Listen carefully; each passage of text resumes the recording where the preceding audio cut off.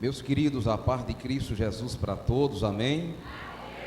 Glória a Deus por esta noite, por este encerramento de congresso, aonde o Senhor falou, salvou, aonde o Senhor edificou. Toda glória, toda honra, todo louvor ao Senhor. Eu quero aqui desde já agradecer ao meu Senhor, meu Pai, meu mentor, por estar aqui, irmãos, e conhecer os amados irmãos, conhecer essa cidade, conhecer o pastor dessa igreja, esse trabalho tão abençoado e que o Senhor tende a abençoar mais ainda. É um prazer. Deus abençoe literalmente a todos em nome de Jesus. E mais uma vez eu faço menção do pastor Vicente, agradecendo a ele pela indicação para que nós pudéssemos estar aqui. Que o Senhor abençoe o senhor pastor Vicente. Deus te abençoe. O Senhor é nosso amigo de coração. Meus queridos, sem demora, sem delonga, eu quero vos convidar a abrir a palavra do Senhor no livro de Abacuque, capítulo 3, o versículo 2. Abacuque, capítulo 3, versículo de número 2. Nessas horas, irmão, crente que não tem intimidade com a Bíblia passa vergonha. Abacuque, eu juro para você que está na Bíblia, capítulo 3 e o versículo de número 2. Pode ficar sentado mesmo, é bom que dá para disfarçar um pouquinho, né? Enquanto você encontra Abacuque, capítulo 3 e o versículo de número 2. Glória a Jesus. Amém, irmão? A pastora aqui falou que já achou. A pastora é crente, a pastora é exemplo, achou. Mas alguém achou Abacuque 3, versículo 2 aqui também? Glória a Deus. Deixa eu falar uma coisa para vocês. Me disseram, não sei se é verdade, que a igreja é a cara do pastor, né? Deixa eu ver se o pastor achou.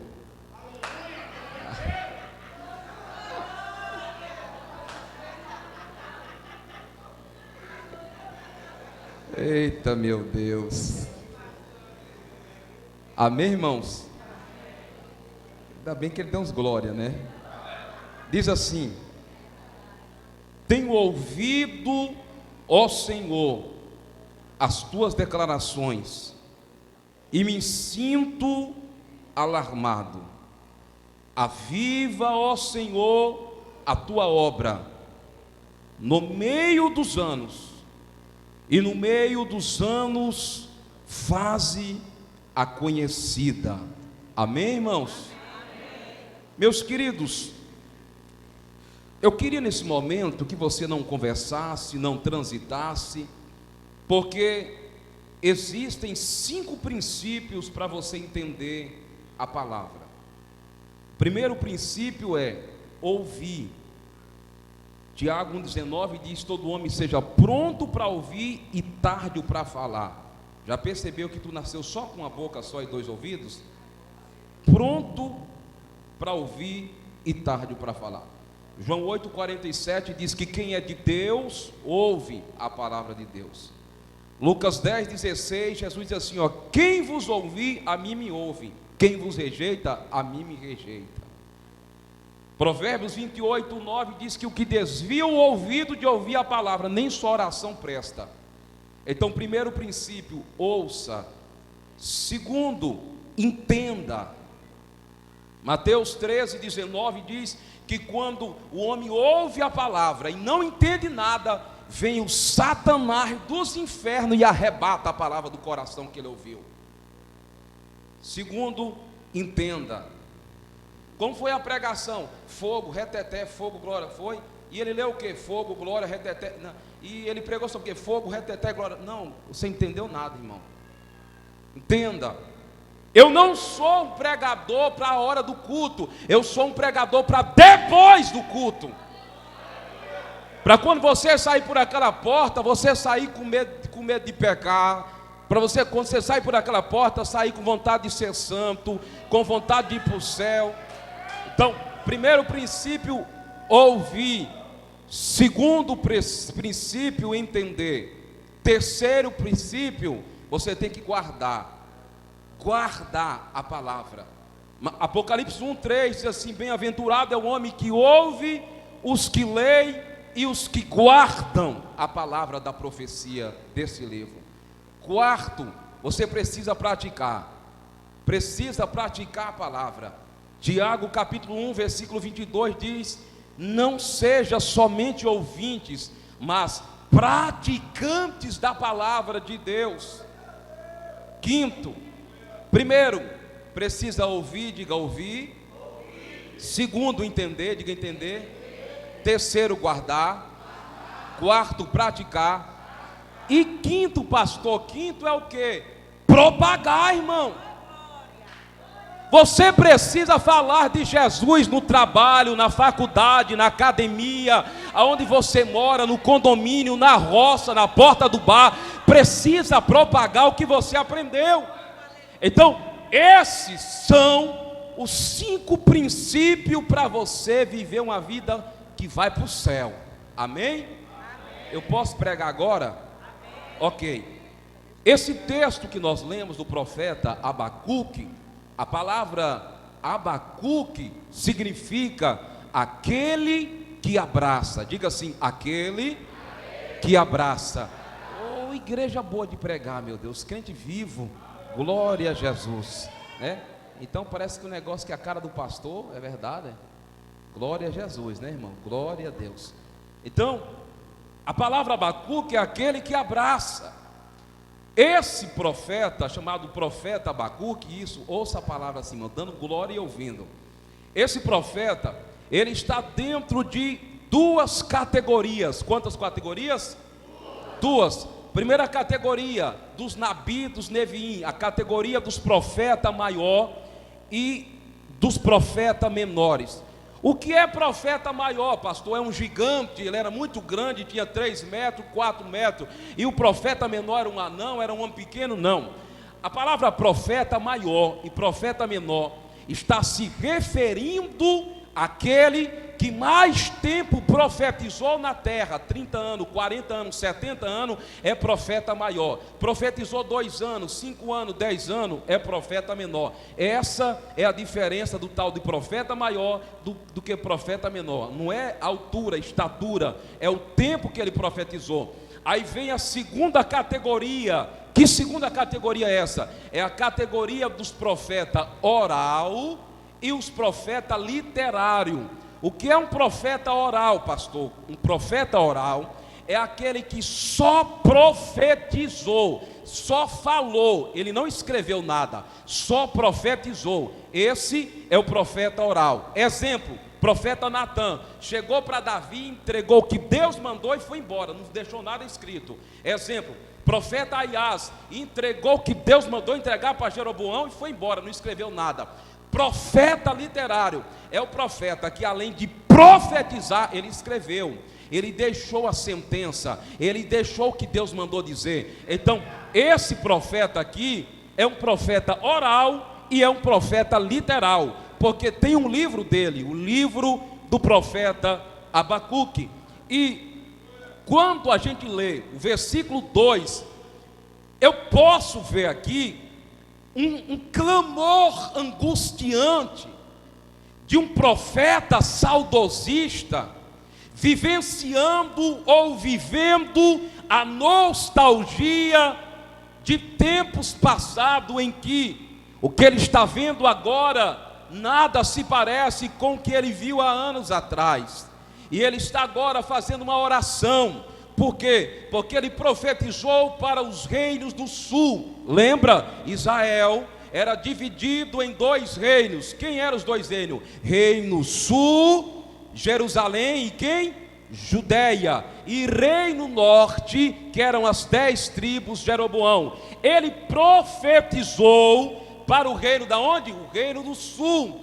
Por conta do pecado, da iniquidade, da imoralidade, da idolatria. Então ele agora vai profetizar, porque essas coisas saíram dos parâmetros espirituais da vontade de Deus. E o que eu acho interessante aqui é a oração que ele faz.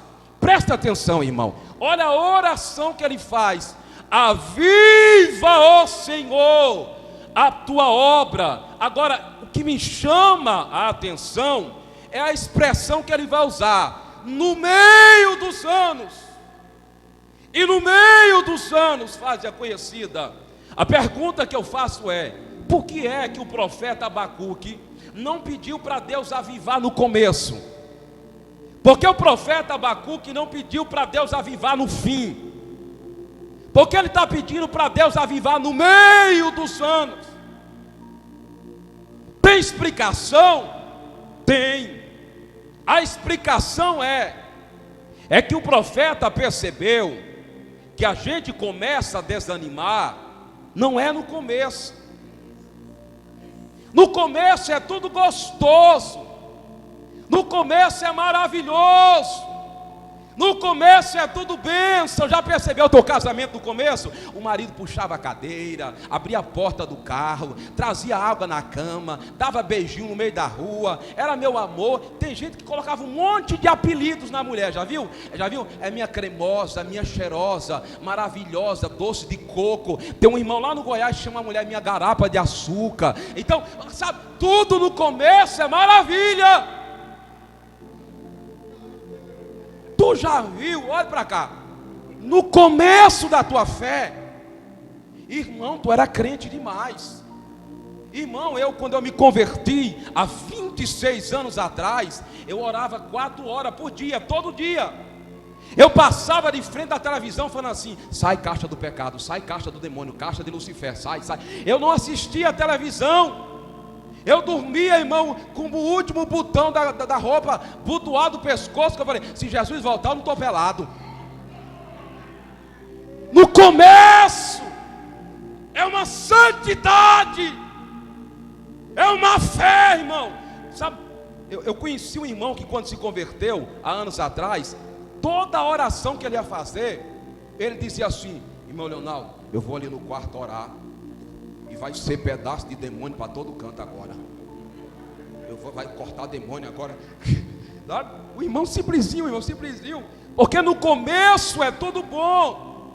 Já viu quando alguém abre um mercado, abre uma empresa, uma padaria, alguma coisa no começo? Aqui vai ser a matriz, vou abrir outra filial, vou abrir outra ali, vou abrir. Já viu? Até a igreja quando abre, estou abrindo aqui, vou colocar a igreja. Mas o tempo passa, as expectativas irreais, as decepções, as tragédias, o tempo passa, as lutas ferrenhas, as provas ferrenhas, as dificuldades que vêm, aí a gente começa a esfriar, começa a desanimar, o casamento começa a perder aquele fogo, aquele vigor, os passos não é mais o mesmo, a gente não vai mais tanto para a igreja. Eu lembro que quando eu me converti, eu contava os dias para chegar a quarta-feira do culto, a terça-feira do culto de doutrina. Quando eu me converti, eu dizia assim: oh meu Deus, chega logo domingo, Senhor, faz esse tempo para mim para o culto, sabe?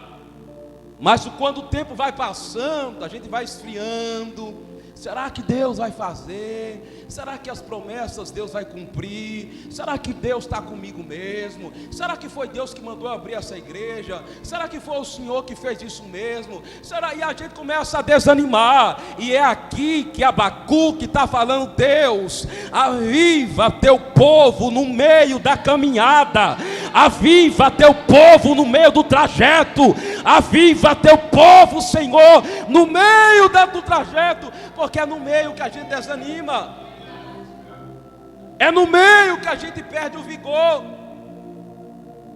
E deixa eu falar uma coisa para você: tanto para se encher de Deus, quanto para se esvaziar de Deus, é um processo. Escute, eu vou repetir: tanto para se encher de Deus, quanto para se esvaziar de Deus, é um processo. Um homem de Deus, uma mulher de Deus, não cai da noite para o dia, não. Primeiro o cão dos infernos começa mostrando: sua mulher engordou, ela não é a mesma coisa, ela já não te dá mais elogio, o marido está ficando careca, o bucho dele está apontando a barriga, e o diabo vai minando, vai brincando com Satanás, ele vai falando, vai mostrando: está mudando, ela mudou, ele mudou, e sabe, quando pensa que não, caiu. Aí você pensa que foi da noite para o dia? Não, um processo de pensamentos maquiavélicos do diabo na sua cabeça, há muitos anos e há muito tempo. A gente vai perdendo a graça e nem percebe. A gente nem percebe que parou de ler Bíblia. A gente não percebe que parou de orar. A gente não percebe que não tem mais aquele temor de pecar, aquele medo de pecar, aquele medo de errar. Sabe o que é isso? É durante a caminhada que a gente perdeu algumas coisas que o diabo foi roubando da gente durante a caminhada. Eu conheço gente que tem 30 anos de crente, outro tem 50. Eu conheço outros que tem 70. Outros nasceram evangélicos e durante todo esse percurso perdeu e muita coisa. Pode olhar para você. Pergunta aí agora para você: será que eu sou a mesma pessoa de quando eu me converti? E a resposta você nem precisa dar, eu dou para você: não é. Nem precisa me falar, eu falo para você: não é. Porque no começo é diferente. E a gente vai perdendo sem perceber. Quando a gente olha a história de alguns homens na Bíblia que caíram, que pecaram, que erraram, a gente percebe, não foi da noite para o dia. Foi um processo para cair. Eu vou te citar aqui 3, ok? Por causa do tempo. Primeiro, Saul. Fala para mim, crente, que Saul caiu da noite para o dia. Fala para mim que ele perdeu o trono da noite para o dia. Não perdeu. Primeiro, o pecado de Davi, 1 Samuel 13:8. Samuel sobe a Gilgal e fala assim: ó, espera aí 7 dias, que quando eu voltar eu oferecerei sacrifício ao povo. Saul esperou 7 dias, Samuel demorou e ele agoniado, avexado, precipitado. Provérbio 19:2, o precipitado peca, porque a precipitação tem a ver com precipício, e precipício tem a ver com quebrar a cara. Ele deu uma de sacerdote, falou assim: ó, o quê? Está demorando? Traz aí, eu vou oferecer ao Senhor esse sacrifício, traz aí. Ele usurpou da função de sacerdote. Primeiro pecado. Segundo pecado de Saul, 1 Samuel 15:14. Samuel fala assim: ó, Deus entregou o exército nas tuas mãos, Deus entregou os inimigos na tua mão, mas não traga seus espólios. Sabe o que é o espólio? Quando um reino vence outro reino, ele tem direito de trazer os animais, os bens, ouro, prata, as coisas dele, rouba para você. Sabe o que aconteceu? Samuel está dentro da tenda e escuta um barulho de bode. Aí Samuel pergunta assim: ó, que balido de animais é esse? Aí Saul fala assim: é porque eu vi que eram uns animais gordos assim, sabe, bonito, assim, com a pele bonita, e aí eu pensei de trazer para o senhor. Saul, o senhor não falou que é para não trazer nada, mas Samuel é gordo. Saul, você não entendeu, Saul. Princípio é princípio, Saul, não pode barganhar. Terceiro pecado de Saul, vai vendo que é processo. Eu não sei em que processo você está, se para encher ou se para cair. 1 Samuel 28, Deus já está tão triste com Saul, que não fala com ele mais, nem por Urim, nem por Tumim, nem profecia, nem revelação, nem visão, nem sonho. Deus já está se afastando de Saul. Sabe o que é que Saul vai fazer? Vai na casa de uma feiticeira, consultar uma feiticeira. Sabe o que é que Samuel falou? Assim diz o Senhor: homem, o Senhor teria te dado o reino se tu permanecesse, mas tu brincou com o teu Deus, e ele arranca de ti o reinado nesse dia. Vou te citar outro para você ver que é um processo. Sansão. Fala para mim que ele caiu da noite para o dia. Não caiu. Primeiro pecado de Sansão, Juízes 14. A Bíblia diz, irmão, que ele vai se casar com uma mulher que não é a vontade de Deus. Primeiro pecado. Segundo, capítulo 16, ele vai deitar-se com uma prostituta.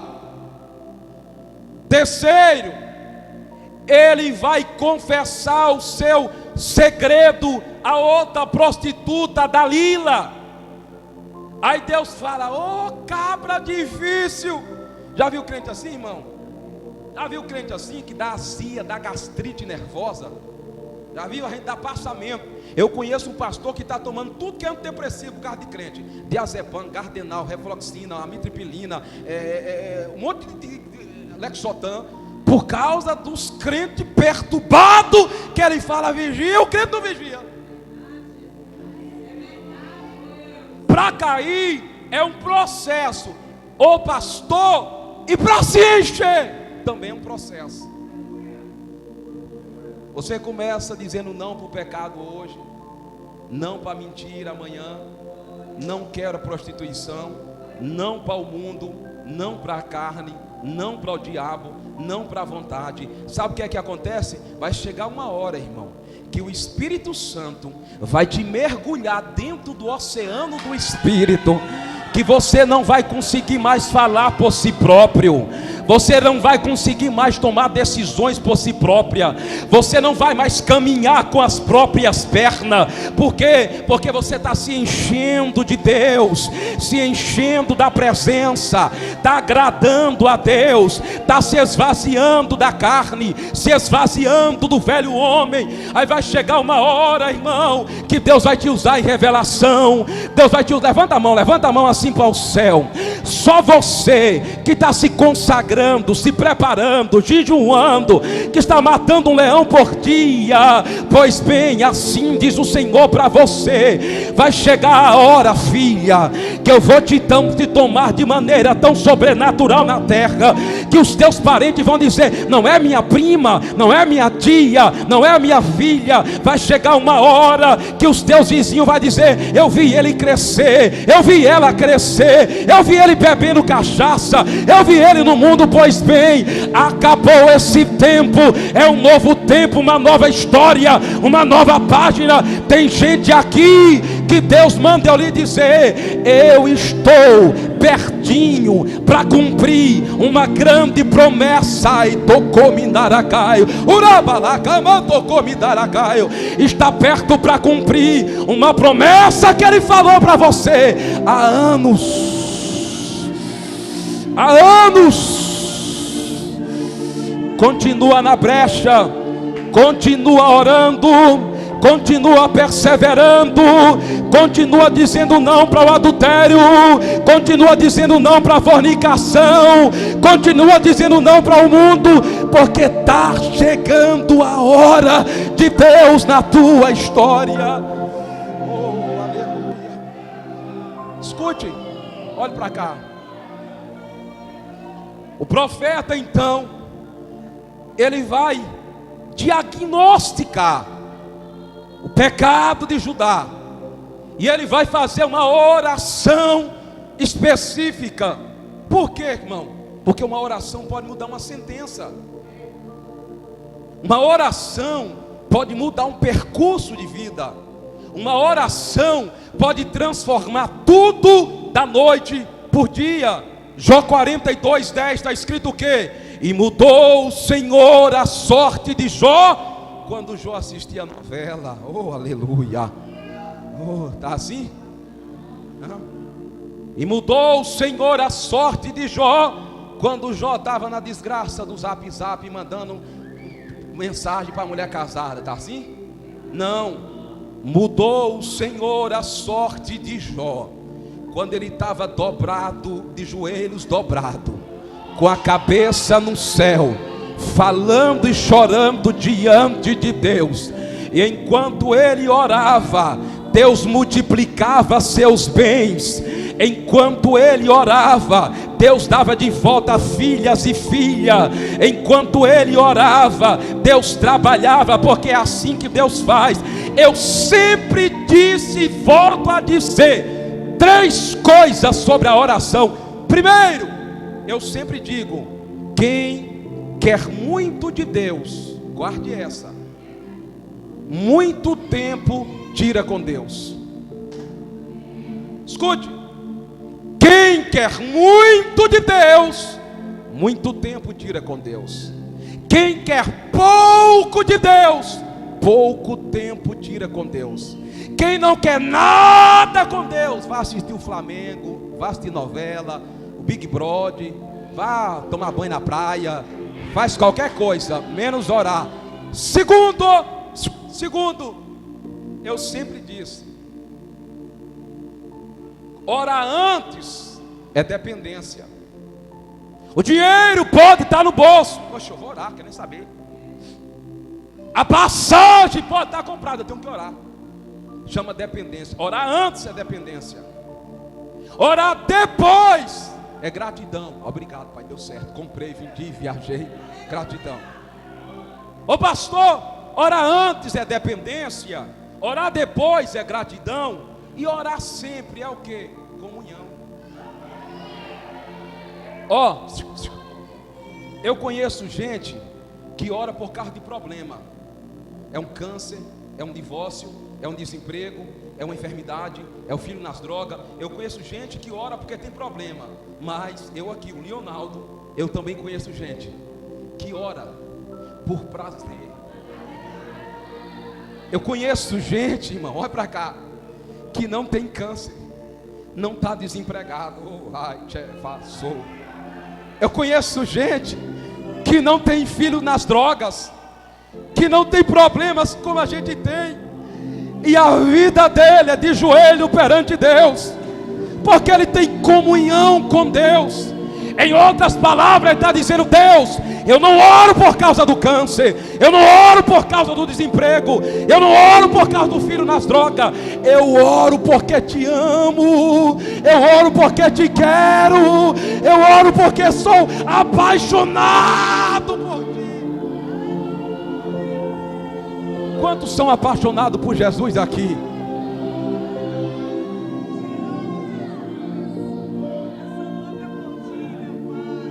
E ele vai orar porque ele identificou o problema de quem?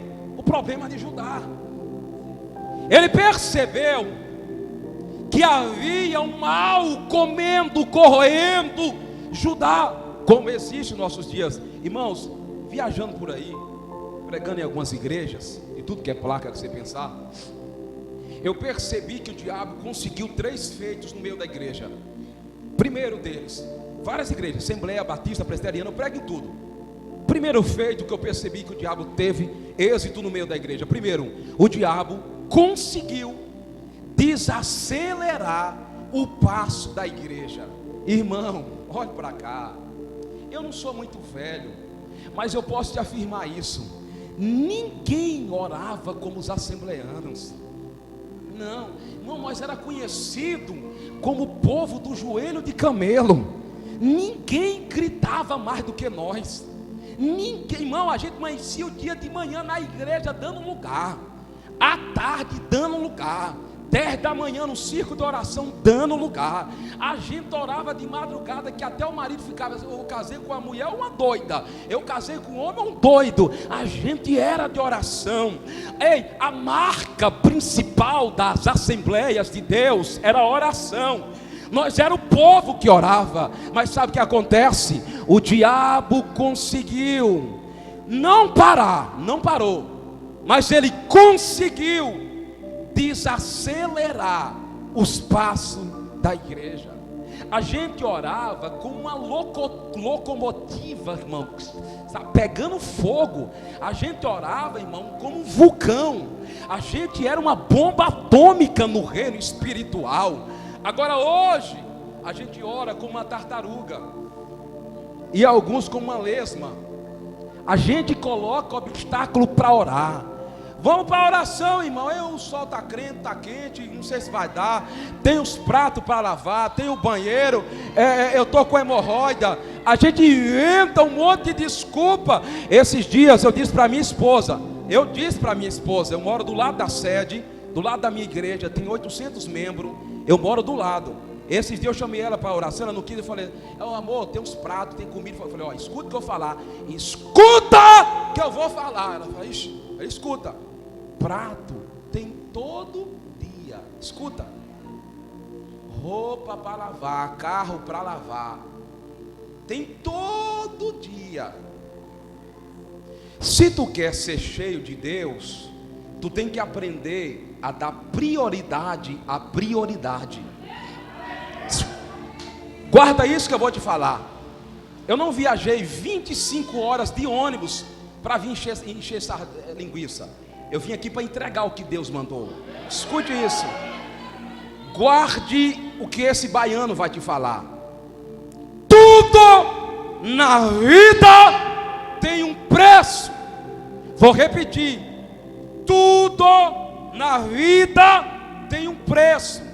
Ou eu pago o preço para se formar, ou eu pago o preço por não se formar, ou eu pago o preço para chegar lá, ou eu pago o preço por não chegar lá. Mas tudo tem um preço. Ou eu pago um preço para ser cheio, ou eu pago um preço por não ser cheio. Tudo tem um preço. Paga um preço por obedecer? Paga, irmão. A Bíblia diz que Paulo morreu de cabeça para baixo por obedecer o Evangelho. Estevão, Atos 7, morreu apedrejado por obedecer o Evangelho. Muitos homens e mulheres de Deus perderam literalmente suas vidas por amor ao Evangelho, porque paga um preço por obedecer a Deus. Paga, mas escute, paga-se um preço muito maior por desobedecer.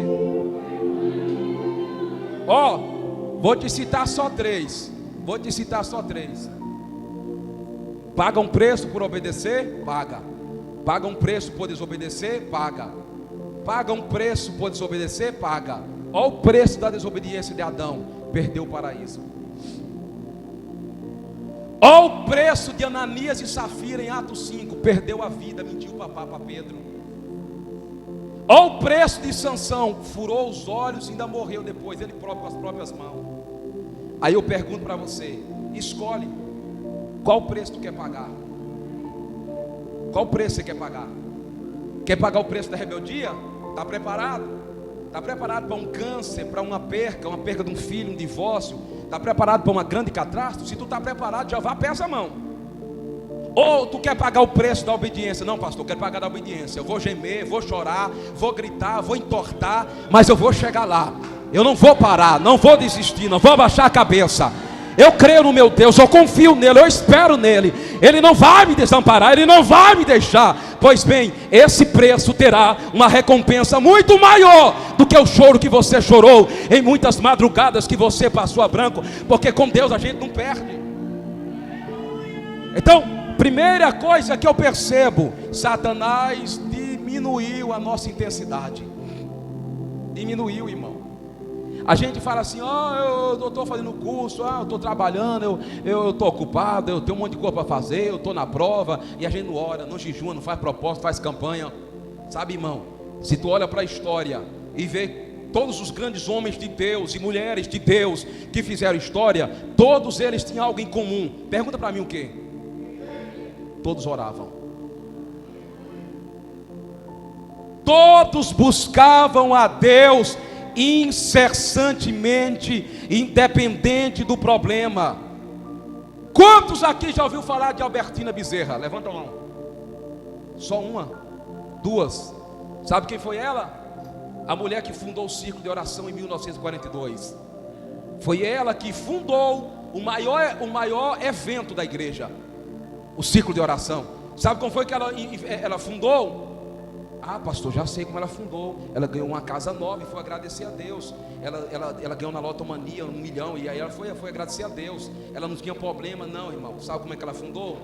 Ela convidou 7 irmãs para fazer um círculo de oração em prol da filha dela, que era paralítica. E ela disse: irmãs, eu vou ficar no meio do círculo e vocês orem por minha filha, me apresentando a minha filha. Sabe o que aconteceu, irmão? No penúltimo dia, Deus toma um vaso no meio do círculo, no meio da sede, e diz assim: filha, tu não sabes, mas foi eu que produzi isso, foi eu que fiz acontecer isso na tua vida, para que, não só para que nasça hoje o maior círculo de oração, o maior evento da igreja, a maior participação da igreja, como também agora, quando tu voltar para a tua casa, a tua filha que não fala, não anda e não se movimenta, vai estar sentado no sofá pedindo comida para comer. Foi assim que nasceu o ciclo de oração. A primeira mulher batizada com o Espírito Santo, Celina de Albuquerque. Sabe como foi, irmão, que ela foi batizada com o Espírito Santo? Já sei, pastor, na beira de uma praia com uma churrasqueira e uma picanha, aleluia, em cima da chapa. Não, foi de madrugada, 87 anos, de joelho, 3 horas da madrugada, falando: Senhor, visita a veinha, visita a tua filha. Ao Espírito Santo foi lá, sapecou ela da glória. Aí tinha uma outra lá no quarto orando, chamada Nazaré. O Espírito foi lá na Nazaré, encheu também a Nazaré, porque quem quer ser cheio precisa ter vida de oração, precisa ter comunhão com Deus, precisa aprender a orar, precisa ter momentos com Deus. Deixa eu falar uma coisa para você. Esses dias eu estava olhando uma pesquisa que eu chorei. Eu chorei com a pesquisa. Por quê? A pesquisa dizia assim, ó: o Brasil é o maior país pentecostal do mundo. Glória, glória, amém. O Brasil é o maior país cristão do mundo. 60 milhões de crentes, 120 milhões de católicos. Aleluia. Ok. Aí embaixo dizia assim: mas também o Brasil, o mundo tem 322 milhões de depressivos, 322 milhões que não dormem sem remédios, 322 milhões de pessoas que não sorriem sem remédio, que não vivem sem um diazepam, sem um gadernal, um lexotan, uma amitriptilina, um rivotril. Não vive. E aí dizia assim: e o Brasil está em primeiro lugar no ranking dos países da América do Sul, como o primeiro país mais depressivo da América Latina. 11,8 milhões de depressivos, 800 mil casos só por ano. Eu chorei, porque como é que pode o país mais pentecostal do mundo ao mesmo tempo é o país mais depressivo? Alguma coisa está errada. Ou o diabo é maior do que Deus, ou a Bíblia é mentira, alguma coisa. Não tem como. E aí o Senhor me falou a resposta. Sabe o que é a resposta? É que esse país está mais para religioso fariseu, está mais para crente que fica falando mal da vida dos outros, da igreja dos outros, preocupado com a saia, com o corte de cabelo dos outros, do que com vida de oração. Porque deixa eu falar uma coisa para você: a presença de Jesus, ela produz algumas coisas em nós, e eu vou te falar aqui no mínimo 3 coisas que a presença produz, e você vai ver que a pesquisa tem a ver com o que eu falei. Primeiro, a presença de Jesus na nossa vida, ela produz fogo. Diga fogo. Ela produz o que, igreja? Ela produz fogo. Por que ela produz fogo? Porque a Bíblia diz assim, 2 Samuel 22, versículo 13: pelo resplendor da tua presença, brasas de fogo se acendem em nós. Escuta. Segunda coisa que a presença produz, Salmos 16, versículo 11: tu me farás ver o caminho da vida, e na tua presença há plenitude de alegria. Terceiro, por isso que a Bíblia fala, irmão, Romanos 14, 17: o reino de Deus não é comida nem bebida, mas paz, justiça e alegria no Espírito. Filipenses 4:4, Paulo diz: alegrai-vos no Senhor. Outra vez os digo: alegrai-vos no Senhor. Salmo 100, versículo 2: servi ao Senhor com alegria. Então, e essa tristeza? Vontade de morrer, ou vontade de sumir, vontade de matar todo mundo, tem uma coisa errada. Terceira coisa que a presença produz: primeiro, fogo; segundo, alegria; terceira coisa que a presença produz, ela produz paz, tranquilidade, alegria e paz no coração.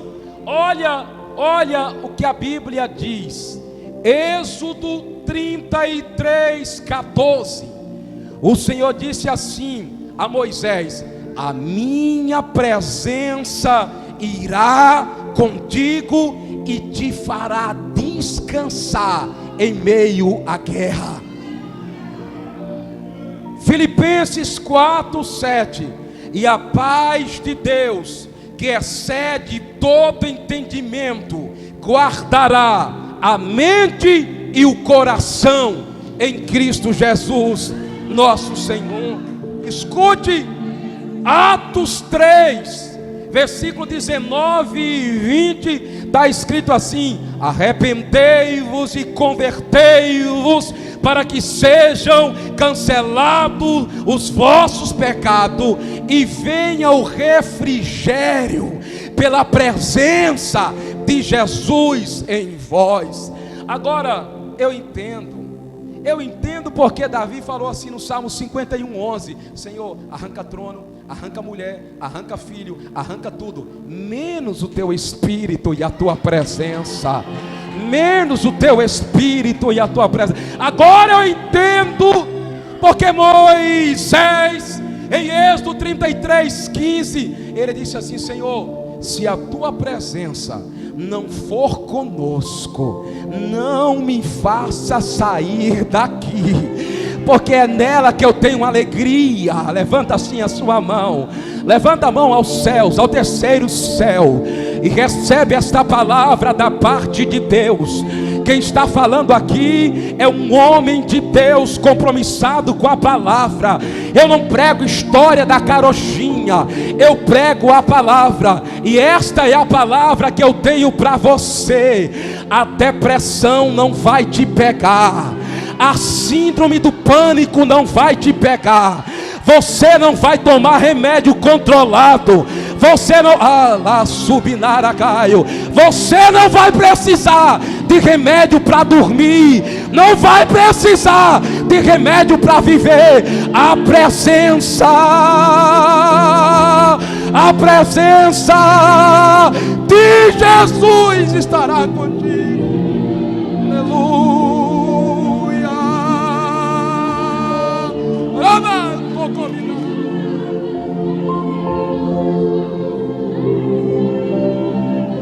Segura. Oh, coisa gostosa, Jesus.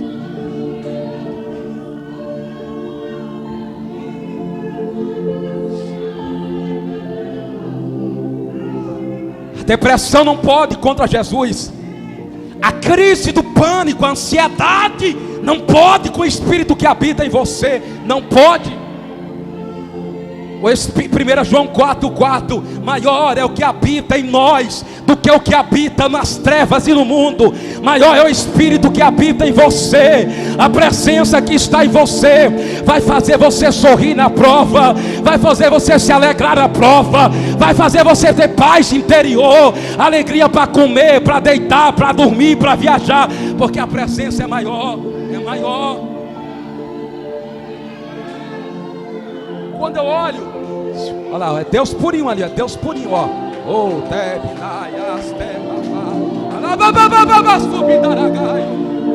oh, Espírito de Deus.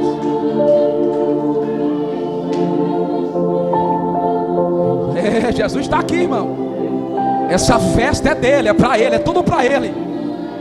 Se é a presença de Jesus, mesmo você cheio de prova, mas sorrir. cheio de luta, mas sorri, mas brinca. As pessoas olham para você e falam assim: como é que você consegue sorrir com tanta prova? É Ele, é Ele. Como é que você consegue brincar com tanta prova, com tanta luta? É Ele, Ele habita em mim, Ele mora em mim, Ele é o dono da minha vida. É a presença de Jesus. Agora escute. Agora sabe o que acontece com muitas pessoas que estão padecendo doenças da alma? Nunca as clínicas de psicologia esteve tão cheias de crente. Nunca as clínicas psiquiátricas teve tantos crentes, pastores, gente se matando, gente querendo morrer, gente sem alegria. Sabe o que é isso? Escute, pare um pouquinho, escute o que eu vou te falar dentro da Bíblia e eu já encerro. O que você precisa é uma coisa sozinha. Você precisa se fortalecer em Deus. Olha o que a Bíblia fala. Guarda aí, ó. Guarda. Efésios 6:10. 1 Coríntios 16:13. 2 Timóteo 2:1. Romanos 4:20. Salmos 27:14. 1 Pedro 5:10. Salmos 119, 28 e 88. Atos 16, versículo 5. Isaías 41:10 e 40, 29. Está escrito o que, pastor? Está escrito o que eu te falei agora. Você precisa se fortalecer. Está escrito assim: Efésios 6:10. No demais, irmãos meus, fortalecei-vos no Senhor e na força do seu poder. 1 Coríntios 16, versículo 13, está escrito: sedes vigilante, permanecei firme na fé, portai-vos varonilmente e fortalecei em Cristo. Romanos 4:20 está escrito: Abraão não duvidou da promessa, mas fortalecia seu coração, dando glórias a Deus todos os dias. Escute, 2 Timóteo 2, versículo 1, Paulo diz para Timóteo: fortalece-te na graça que é em Cristo Jesus nosso Senhor. Joel 3, versículo 10, diga ao fraco: eu sou forte. Isaías 41:10, não temas que eu sou contigo, não te espante, eu sou teu Deus, eu te ajudo, eu te sustento e eu te fortaleço, eu sou teu Deus. Salmos 27:14, espera pelo Senhor e tem bom ânimo. Espera pelo Senhor e fortalece o teu coração. Salmos 73:26 está escrito: ainda que a minha carne se desfaleça, Deus é a fortaleza do meu coração. Naum 1, versículo 7, Deus é bom e uma fortaleza no dia da angústia. Salmos 46:1, Deus é meu refúgio e fortaleza. Filipenses 4:13, posso todas as coisas naquele que me fortalece. Atos 16:5, a igreja crescia e se fortalecia na fé em Cristo Jesus. 1 Pedro 5, versículo 10, ao Deus de toda graça, que em Cristo Jesus nos chamou para a sua eterna glória, Ele me fortalecerá, Ele me sustentará. Levanta a sua mão e Ele confirmará a promessa e a aliança que fez com a tua casa, diz o Senhor. Você está entendendo que o que você precisa é se fortalecer em Deus? Você precisa orar mais, precisa buscar mais, precisa chorar mais.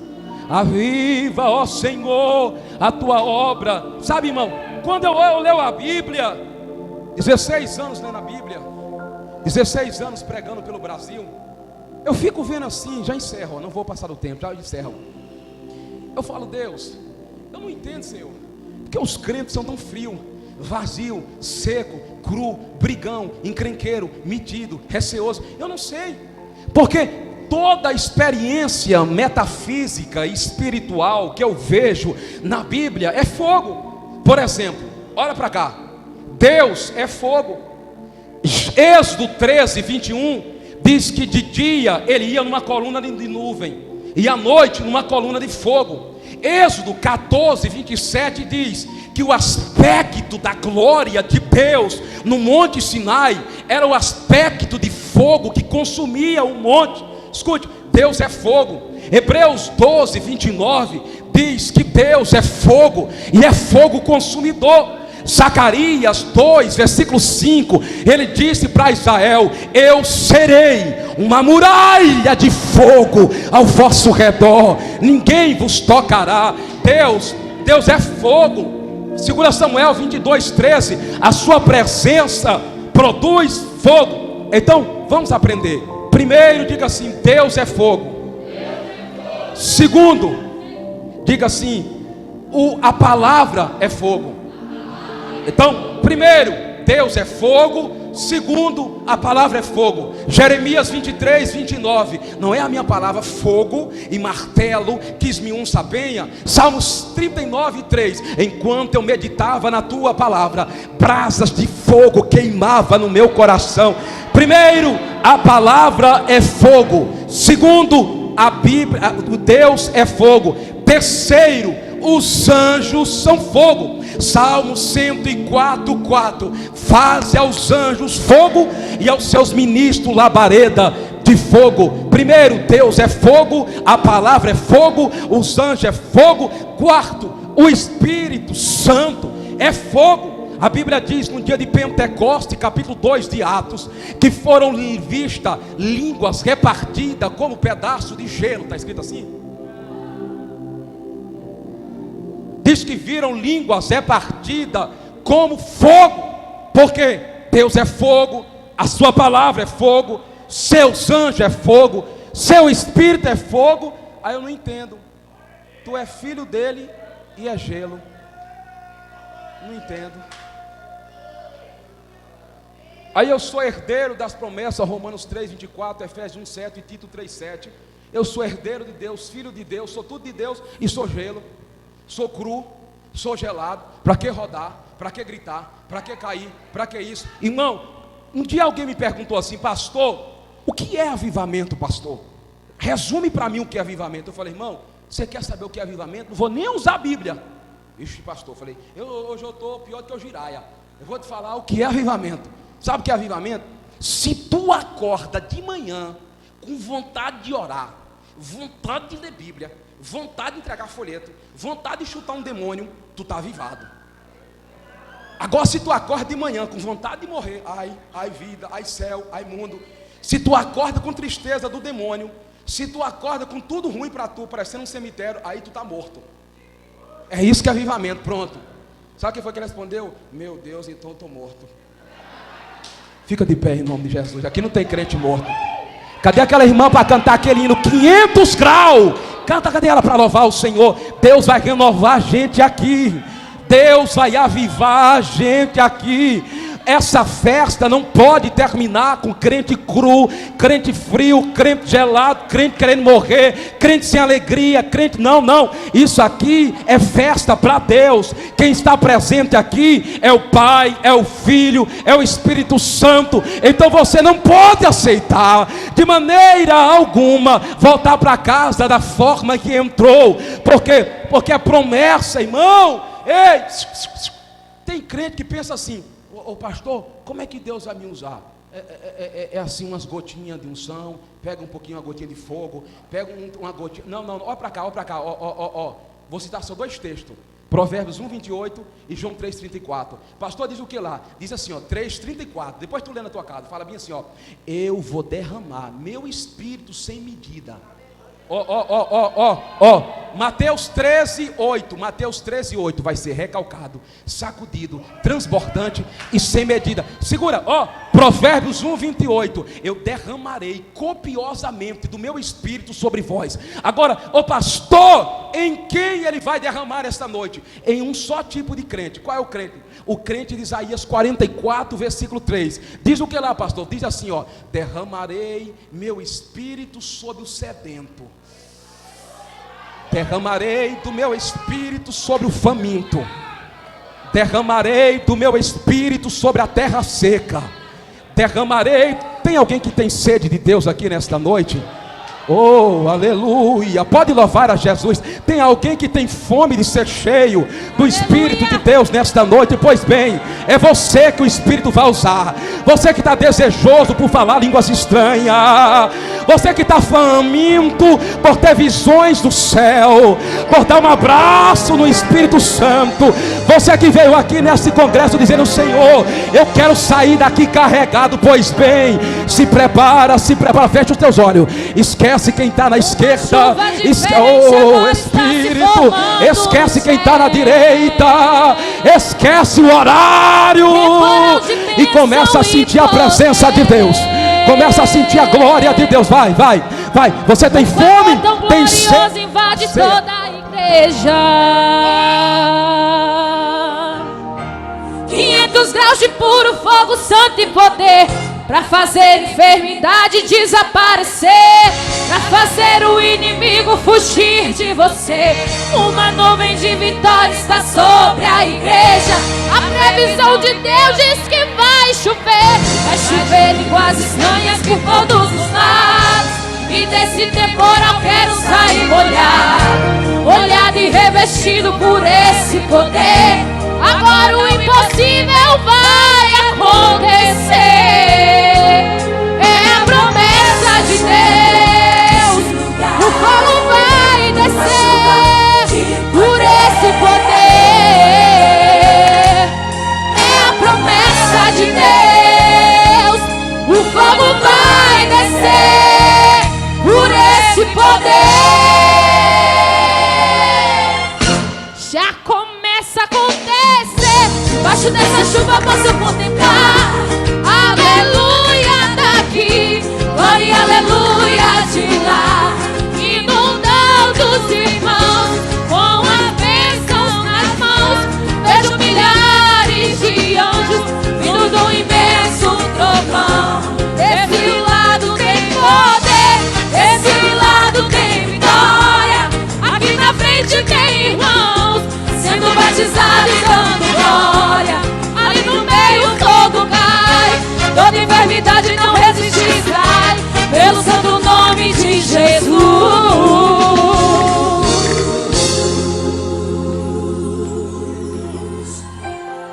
Chuva diferente agora está inundando essa igreja. Temporal de bênção e poder. Um calor tão glorioso está queimando o pecado, destruindo tudo que aflige você. 500 graus de puro fogo, santo e poder, que já fez enfermidade desaparecer, que já fez o inimigo fugir de você. Uma nuvem de vitória continua na igreja. A previsão de Deus diz que vai chover línguas estranhas por todos os lados. E nesse temporal quero sair molhado e revestido por esse poder. Agora o impossível vai acontecer. É a promessa de Deus. O fogo vai descer por esse poder. É a promessa de Deus. O fogo vai descer por esse poder.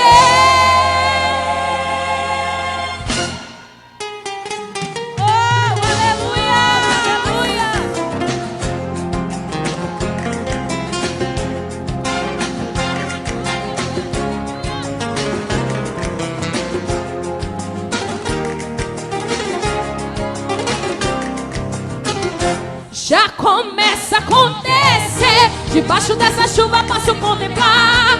Aleluia daqui, glória e aleluia de lá. Inundando os irmãos com a bênção nas mãos. Vejo milhares de anjos vindo do imenso trovão. Desse lado tem poder, desse lado tem vitória. Aqui na frente tem irmãos sendo batizados e dando glória. Ali no meio o fogo cai, toda enfermidade não resiste, sai pelo santo nome de Jesus. Ali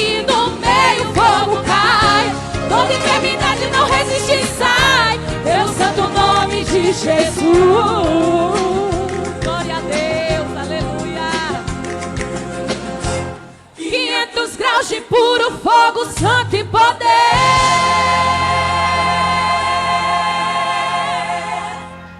Glória a Deus, aleluia.